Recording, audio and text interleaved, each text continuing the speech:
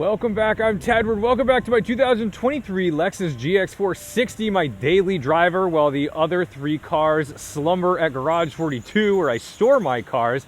And it's frigid again. The other day we were out here in this very same driveway. The snow was melting, it was 50 degrees, and we had a giant GMC Sierra EV truck. As much as I loved the false spring, I knew the reality of winter would set in very, very quickly, and we're back to frigid temperatures once again. And with my V8, I don't think too much about range anxiety. It's just a car, and I know what I'm getting when I get into it. Whereas with the EV, it always felt like every time I got in there when it was cold, I was going to have a new surprise of how little range I actually had on that battery. Fortunately, that battery was enormous, but this is not about that. Anyway, trying to say that I'm happy to be back in my daily. I do love this, and I bought it for a reason. It has 16,500 miles on it now, and I just took it in for its 15,000 mile service. And if you remember, at the 10,000 mile mark, I was starting to complain. Now, I've been complaining about this since the day I bought it, really, but I was starting to complain about how it pulls to the right on the highway. And a lot of you with these vehicles have said, hey, I'm in agreement. My vehicle also pulls to the right, and I'm always adding a little bit of left counter steer when they're on the highway. I grew to accept this. I thought, well, that's just normal. And at my 10,000 mile appointment with Lexus, I mentioned this, and I said, hey, can you check the alignment? They said, absolutely. They claimed they checked the alignment, and they said, everything, sir, is within spec. And I said, okay, I guess this is just what driving these vehicles are like. Well, no, it's not. Because at my 15,000 mile service, which I did about 1,000 miles late, that's okay. This is the alignment, because it's part of the 15,000 mile service. They do an alignment, and look at that. Would you look at that toe? Would you look at that toe? It's out of spec, just enough to cause some trouble.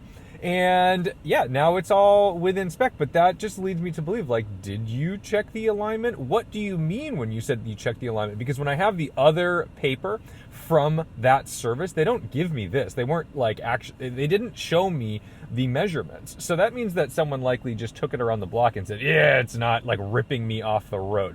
So mildly miffed, but what I want you to know, the reason I'm telling you this isn't because I'm trying to be ranting about the situation. The thing is, they might be like, yeah, it's fine, we checked it. They might not have actually checked it, or the checking it wasn't actually this. They just kind of took it around the block and did the thing. So anyway, not a huge deal, but the vehicle drives a heck of a lot straighter now, which I am quite thankful for. And now I would like to take you on a little therapy drive to talk about how I'm trying to stay sane this winter. I know it's the end of the winter, but this is the home stretch. This is the worst part of it. It's like running a marathon, which I've never done, so this is a bad analogy for me to personally use, but I would imagine the last 3 miles sucks the most. And I feel like we're in that last 3 miles of winter right now where it's really looking easy to give up.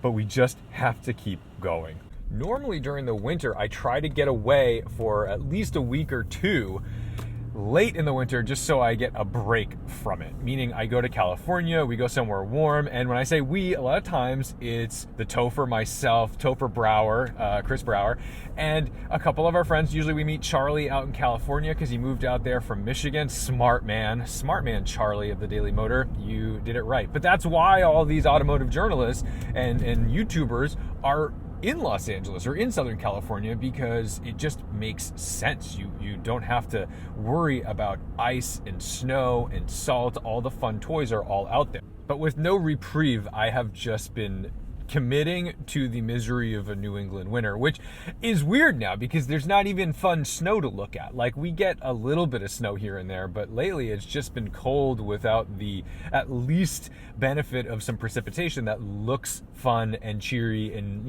Christmassy. Everyone has that sort of like Vermont idealist picture in their head when they're thinking of a New England winter. And to me, I'm thinking of leafless trees, crummy brown grass, and chunks of dirty ice on the side of the road. That's the reality of a New England winter, especially more in southern New England. So it's not the most ideal. So if my sanity is typically based on automotive culture and driving in nice weather and little road trips, but we're kind of unable to do a lot of that here, how have I been staying sane? Well, I hate to tell you, it's the basics. It's trying to sleep. I'm very bad at that, but mostly just fitness stuff. And I'm not, God, Instagram is a cesspool, dude. Like, social media has become so upsetting and predatory and shitty, and you can see it just pervading like youth culture, because everyone thinks that like, oh, this is just what you have to be. These people are like fitness influencers and they're like absolutely jacked. They're like, oh, I'm totally natty, you know? And you're like, dude, what are you talking about? You're showing me a 3-month transformation and you've gained like 50 pounds of muscle. Like, that's not natural. Come on, man. Like, people think we're really, really, really dumb. But I have learned that if physical appearance and those benefits are a byproduct of just going to the gym, lifting, doing my cardio for the sake of health, that's a better way, a more sustainable way for me to stay healthy all around. I haven't been running very much lately because running has been, let's see, is this woman crossing? Yes, okay. There is a crosswalk here. This is a church. We're not going to kill this woman in front of a church. We're going to be good people. Also, great reason to wear bright clothes if you're going to be a pedestrian or a cyclist or whatever. That purse definitely helped out. Normally, running is the thing that has kept me sane, and I keep injuring my knee. It's been a persistent injury. It's, I think, patellar tendonitis, and it's just a matter of overuse. And that's the thing. It's like, I think my mental health requires me to be doing cardio all the time, even if my body is not strong enough to support the level of activity that my brain needs to stay sane.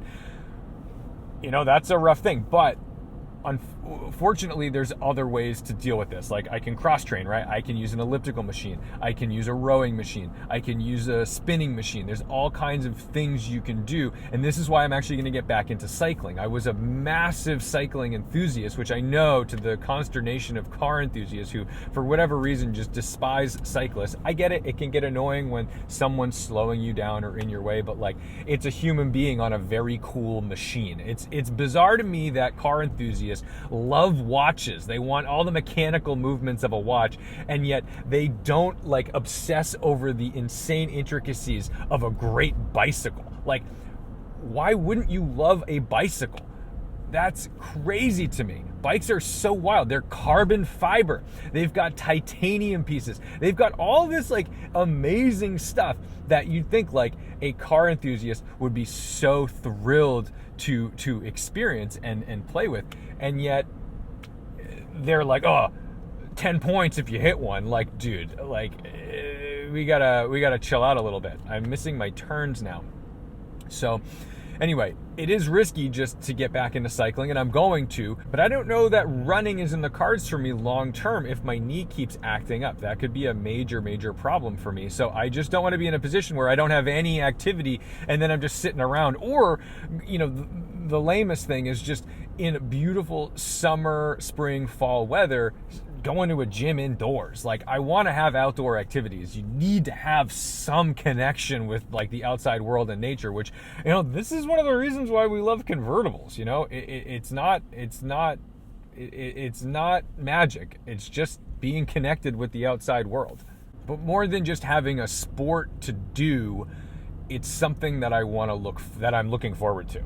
And if you don't have anything to look forward to, I think your life gets awfully boring. And this is why people plan vacations. They have goals for their careers or their homes or their fitness or whatever. Like, goals are good. Goals keep you motivated. And this winter, I haven't had that many goals other than just staying the course and like getting my job done and doing what I need to be doing to keep the channel alive and the podcast going and stuff. And those are fine goals, but like, sometimes when it's not something new or like particularly very, very exciting because it is winter and you're just like waking up in the cold, in the dark, and going and driving a convertible classic car in 15-degree weather. Like, yes, I love driving the cars, but I have to admit, like, that's not the most exciting thing to look forward to.